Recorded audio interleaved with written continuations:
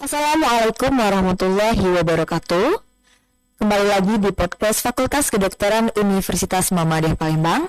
Saya Anita Salsabella Sari, bisa dipanggil Bella. Saya mahasiswi kedokteran angkatan 2023 Universitas Muhammadiyah Palembang.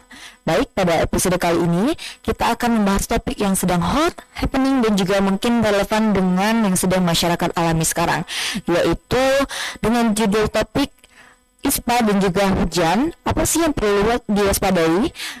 Karena belakangan ini masyarakat sering mengalami keluhan batuk, pilek, radang tenggorokan, dan juga demam. Nah, untuk membahas itu lebih dalam, di sini sudah hadir bersama kita narasumber yang sudah sangat kompeten, yaitu Dr. Lilis Hairani SPPD, dokter spesialis ilmu penyakit dalam. Sedikit tentang beliau, Dr. Lilis merupakan alumni dari Universitas Sriwijaya dan saat ini aktif sebagai dokter spesialis ilmu penyakit dalam di RSMP sekaligus staf KSM ilmu penyakit dalam, dan juga beliau saat ini aktif sebagai dosen Fakultas Kedokteran Universitas Muhammadiyah Palembang. Baik, mungkin kita sapa terlebih dahulu narasumber kita pada hari ini ya. Assalamualaikum dokter, bagaimana kabarnya dok? Alhamdulillah baik Bella. Bella apa kabarnya? Alhamdulillah baik dokter. Nah dokter, tadi kan sudah Bella bahas ya topiknya, sudah Bella senggol bahwa topik yang kita bawa hari ini yaitu ISPA dan musim hujan, apa sih yang perlu diwaspadai. Nah untuk membahas topik tersebut lebih dalam, mungkin kita awali dengan membahas definisi ISPA terlebih dahulu dokter. Mungkin dengan bahasa yang sederhana dan masyarakat lebih mudah pahami. ISPA ini ya, sering sih kalau kita ketemu pasien di apalagi di poli ya, sering nanya kepada kami, dok apa sih itu ISPA? Kan zaman sekarang masyarakat umumnya ya sudah punya gadgets masing-masing, otomatis mereka sudah buka dari jurnal, dari dari baca-baca di Google ya, jadi kemungkinan masyarakat sudah pada tahu apa sih ISPA itu. Jadi definisinya ISPA, jadi ISPA itu merupakan suatu penyakit gangguan saluran pernapasan yang akut. Jadi bukan atas atau bawah, tapi akut. Jadi dia ada proses waktu. Jadi di sini nanti ada infeksi di saluran pernapasan akut. Biasanya penyakitnya itu kurang dari 2 minggu dan biasanya berlangsung secara cepat. Baik, berarti ISPA itu kepanjangan dari infeksi saluran napas akut ya dok? Ya. Kurang dari 2 minggu ya dok ya. Nah kalau untuk secara lokasinya dok, bagian saluran napas mana saja dok yang terlibat dalam ISPA itu, dan juga ISPA ini sebenarnya proses mekanisme sederhananya bagaimana dok? Juga banyak ditanyain oleh pasien-pasiennya, banyak kan dari apa sih ISPA itu dok? Sering kan. Oke, ISPA itu sebenarnya ada infeksi ya, tadi infeksinya di saluran pernapasan. Jadi saluran pernapasan kita itu ada 2, ada atas sama bawah. Jadi mulai dari hidung, kerongkongan sampai ke pita suara itu masih bagian atas. Jadi itu namanya infeksi saluran pernapasan bagian atas. Sedangkan yang di bawahnya mulai dari pita suara ke bawah sampai ke trakea, bronkus dan ke parenkim paru itu di saluran pernapasan bagian bawah. Nah, ISPA itu bisa di mana aja, bisa di atas maupun di bawah. Jadi kalau sudah kena di atas biasanya pasien dalam keadaan tadi suara serak atau ada batuk. Nah, tapi kalau sudah ke bawah biasanya pasien sudah mengalami sesak nafas. Nah, untuk gejala ya tadi ya atau gejala dari pasien tanda ISPA. Biasanya kalau ISPA itu pasien datang dengan keluhan demam, ya demam sudah 2 minggu dia bilang, atau batuk pilek sudah 2 minggu. Nah kemungkinan ya tadi karena dia infeksinya akut baru atau kurang dari 2 minggu, pasien datang dengan keluhan demam dan batuk pilek. Kalau sudah demam dan batuk pilek masih di dalam batas tidak terlalu tinggi, itu masih keadaan yang masih baik-baik saja. Kalau sudah terjadi peningkatan suhu di atas 38 atau batuknya sudah ada dahak plus darah, itu pasien harus berobat ke rumah sakit. Baik, kalau untuk penyebabnya tersendiri ISPA itu karena apa dok? Penyebab ISPA kebanyakan itu kan tadi untuk ISPA itu kebanyakan dari faktor cuaca. Contohnya sekarang kayak musim hujan. Musim hujan ini memang pembawa terjadinya infeksi saluran napas itu paling sering. Penyebab utamanya kebanyakan dari bakteri ataupun virus. Untuk penyebab tersering biasanya kebanyakan dari virus. Makanya pasien datang dengan demam. Nah dok, kalau kita hubungin dengan kondisi yang sedang terjadi sekarang yaitu musim hujan dan juga kebanjiran ya dok ya. Nah, apakah faktor tersebut berperan aktif dok sehingga kasus ISPA ini cenderung meningkat? Tadi kan sudah dibilang salah satu penyebab utama dari infeksi saluran pernapasan atas yaitu hujan. Hujan itu ya kan otomatis cuaca biasanya lebih rendah ya, suhunya lebih rendah dan mengalami perubahan dari suatu iklim. Jadi tempat atau rumah yang ada penduduk contohnya, itu kan biasanya daerahnya lembab, otomatis apalagi ada banjir di sekitar rumahnya, itu meningkatkan atau menurunkan suhu dari suatu permukaan tempat kita ini. Jadi biasanya sering terjadi lembab dan jamur. Kalau sudah terjadi lembab, jamur dan pasien sudah mengalami batuk pilek, kemungkinan akan terjadi faktor resiko akan menjadi meningkat untuk terjadinya ISPA. Oh baik dokter, berarti faktor resikonya seperti lokasi yang lembab dan juga ada penduduk juga ya. Iya, pada penduduk ya. Ventilasi yang kurang, rumah ventilasi kurang, itu bisa salah satu menjadi faktor resiko untuk terjadinya ISPA. Apalagi meningkat di kondisi sedang hujan seperti ini dok ya. Nah kalau untuk itu kenapa ya dok kelompok rentan seperti anak-anak, lansia dan juga pasien komorbid itu lebih rentan dok, lebih mudah terpengaruh pada situasi seperti ini dok? Iya. Satu penyebab dari peningkatan atau penyebab terjadinya peningkatan kasus ya di Indonesia, yaitu dari faktor anak-anak, usia dan jenis kelamin biasanya. Nah, usia anak-anak dan lansia khususnya lebih dari 60 tahun, karena sistem imun atau sistem tubuh dari pasien tersebut itu kan masih rendah. Apalagi anak-anak kan baru masa pertumbuhan ya, otomatis imunnya masih agak rendah. Nah, sedangkan kalau sudah usia di atas 60 tahun, sama kayak anak-anak, dia akan kembali mengalami terjadi penurunan sistem imun. Jadi makanya kalau sudah lansia dan anak-anak, jangan sampai terkena ISPA, harus ada pencegahan. Baik dokter, berarti berhubungan dengan imun dok ya. Nah tadi kan dokter sebelumnya sudah menyinggung gejala terlebih dahulu dok ya. Tapi apakah ada dok gejala ISPA yang perlu dikenali dini oleh masyarakat?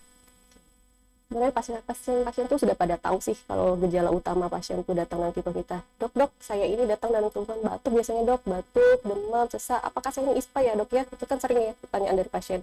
Sebenarnya udah benar pasien tuh ngomong kalau dia tuh sudah ada tanda batuk, demam, sama pilek, itu tanda ISPA. Tapi sebenarnya ISPA itu kan ya infeksi saluran pernapasan. Otomatis yang pertama satu ada batuk.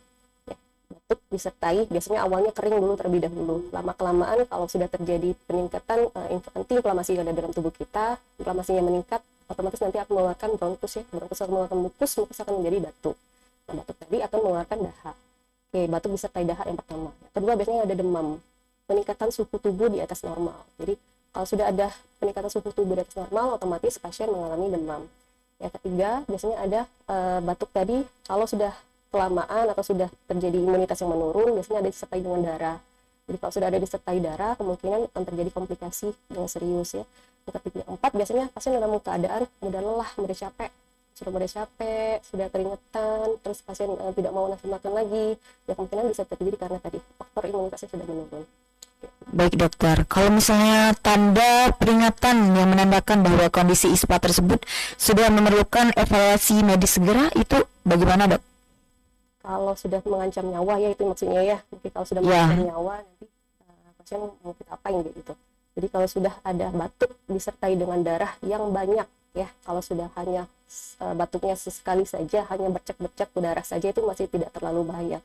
Kalau sudah mengeluarkan darah sudah lebih dari 500 cc setiap hari, itu sudah tanda-tanda bahaya. Jadi itu harus waspada kita. Kalau sudah terjadi sudah batuk berdarah yang lebih sering, pasien harus berobat ke rumah sakit. Dan satu lagi, kalau pasiennya sudah mengalami kelemahan atau kelelahan otomatis biasanya dari demam yang tinggi, pasien nggak mau makan, tidak nafsu makan lagi, pasien biasanya kita suruh makan nggak mau makan lagi, itu pasien harus dirawat ya, harus dimasukin obat lewat infus ataupun dengan cairan. Berarti tadi dari tanda batuknya, apabila batuknya ada darah, terus juga sudah lama dok ya, terus juga kalau untuk demamnya sudah tinggi dan juga pasien itu tidak mau makan. Baik, kalau untuk itu dok, ada nggak dok komplikasi yang mungkin muncul kalau ISPA ini tidak ditangani dengan tepat? Oke, komplikasinya kalau untuk yang tidak ditangani tepat, tadi ISPA ini kan lama-lama bakteri itu kan akan masuk ke dalam tubuh kita. Bakteri itu sudah tidak bisa ditangani lagi oleh sistem imun kita, lama-lama dia akan menyerang otak. Nah, pasien akan menjadi pingsan biasanya. Kalau sudah pingsan terjadi ensefalopati, pasien akan mengalami penurunan kesadaran. Itu jangan sampai pasien mengalami penurunan kesadaran. Jadi otomatis kalau sudah ada kelelahan, tadi kayak kelemasan, terus pasien sudah ada batuk darah, cepat-cepatlah dibawa ke rumah sakit. Baik, pertanyaan selanjutnya dok ya, Kalau untuk tadi kan sudah membahas tentang gejala, tentang juga tanda-tanda kalau misalnya kita memerlukan evaluasi medis segera. Nah, kalau untuk strategi pencegahan dok, yang mana efektif untuk mengurangi resiko terjadi ISPA pada keluarga selama musim hujan, itu bagaimana dokter? Oke, kan tadi keluhan utamanya kan biasanya batuk. Otomatis yang pertama kita harus cegah batuk ya. Jangan sampai kalau sudah ada orang yang batuk di rumah, otomatis yang satunya atau orang-orang yang sekitar rumahnya harus pakai masker yang pertama. Masker itu paling utama kalau pada pasien dengan ada keluhan batuk. Yang kedua, cuci tangan, hygiene ya. Otomatis hygiene itu yang paling penting. Kita kan sering lupa, jadi kalau sudah megang sesuatu, apalagi di sini kan banyak kumannya ya, megang barang, botol minuman, megang kursi, kita harus cuci tangan sebelum makan ataupun sudah makan ya. Yang ketiga, ya sekarang kan ada vaksin ya, vaksin untuk imunitas. Contohnya salah satu vaksin influenza. Nah, vaksin influenza sangat penting kalau pada pasien-pasien dengan sudah mengalami penurunan fungsi imun, salah satu dari anak-anak maupun lansia. Jadi bagusnya pakai vaksin. Nah, tapi dok, kalau kondisi sekarang kan banyak kebanjiran ya dok ya, yang terjadi di mana-mana. Nah, itu membuat kita sulit menjaga hygiene dok. Tadi kan salah satu untuk strategi pencegahannya itu personal hygiene dok ya. Tapi kalau misalnya pada kondisi kebanjir ini membuat hygiene itu sulit dijaga. Nah, langkah minimal apa yang bisa tetap dilakukan untuk menjaga kesehatan pernapasan dok, selain kalau pada kondisi kebanjiran itu dok? Ya, otomatis kalau bisa ya, jangan sampai kita kebanjiran, ya harus pindah rumah ya, karena memang nggak bisa kita hindari lagi banjir itu. Ya, tapi jangan sampai kita kena banjir, ya seperti kayak selokan. Selokan itu kan pasti banyak genangan air-air ya. Nah, otomatis harus dikuras setiap 1 minggu sekali, atau bak-bak tampungan yang ada di dalam rumah kita. Misalnya ada jentik-jentik nyamuk, itu juga harus dikuras. Salah satu lagi misalnya ada air yang sekitar genangan di sekitar rumah harus kita bersihkan. Kayak gitu.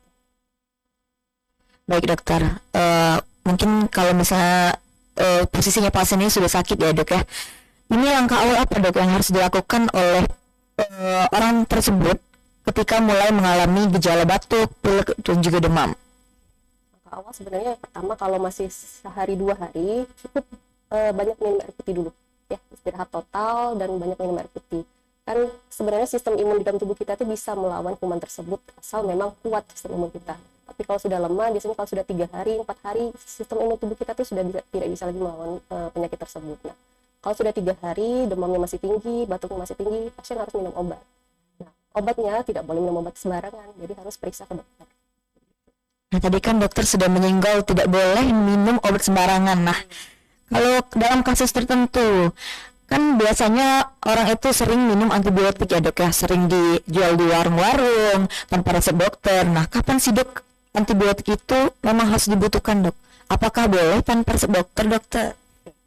Antibiotik itu kan obat yang disebabkan oleh bakteri, misalnya contohnya ya, misalnya pasien datang dengan keluhan demam, terus dia ada batuk pilek hebat yang dahak berwarna hijau. Nah, itu masih bisa kita kasih antibiotik. Sebenarnya penggunaan antibiotik itu tidak boleh diberikan kalau pada pasien dengan baru hanya demam 1-2 hari. Penyebab demam 1-2 hari itu kebanyakan bukan dari bakteri, tapi dari virus. Kalau virus, obatnya bukan antibiotik. Jadi kalau memang pasien sudah demam lebih dari 7 hari, disertai batuk berdahak berwarna kuning kehijauan, itu kemungkinan dari bakteri, antibiotik boleh kita masukkan. Tetapi kalau masih kurang dari 7 hari, masih 1-3 hari, antibiotik belum kita berikan. Karena kenapa? Kalau kita kasih antibiotik, takutnya nantinya ada resisten terhadap antibiotik. Resisten itu apa? Maksudnya resisten itu kebal terhadap antibiotik. Jadi kalau mau kasih antibiotik selanjutnya, takutnya pasien nggak bisa lagi dapat antibiotik itu. Gitu. Berarti teman-teman tidak boleh sembarangan menggunakan antibiotik dan juga harus memerlukan resep dokter. Nah, mungkin kita akhiri dengan satu pertanyaan dok ya, podcast siang hari ini.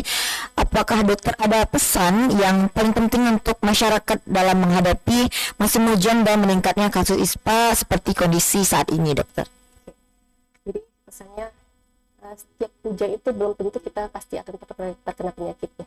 Jadi kalau kondisi imun kita masih bagus, insya Allah kita tidak akan terkena penyakit.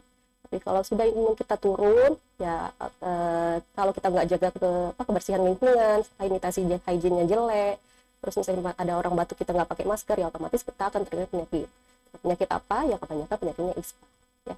Jadi mulai sekarang kalau bisa jangan sampai kita terkena penyakit ISPA, otomatis yang kayak hygiene-nya harus dijaga, cuci tangan. Kalau ada orang batuk kita harus menggunakan masker, dan satu lagi ada pencegahannya yaitu menggunakan vaksin. Ya, baik teman-teman, tadi kan sudah dijelaskan oleh Dokter Lilis tentang mengenai definisi ispa itu tersendiri, terus faktor resiko, terus gejala dan juga tanda bahayanya, pencegahannya, dan juga bagaimana cara untuk menata laksanai apabila kita sudah sakit. Nah, dan juga tadi ada sedikit pesan dari Dokter Lilis. Mungkin dokter, terima kasih dok ya atas ilmunya. Itu sangat bermanfaat ilmunya, apalagi dari dokter yang kompeten ya teman-teman. Mungkin kita akhiri ya dok ya. Terima kasih. Saya Anita Salsabella Sari pamit undur diri. Wassalamualaikum warahmatullahi wabarakatuh.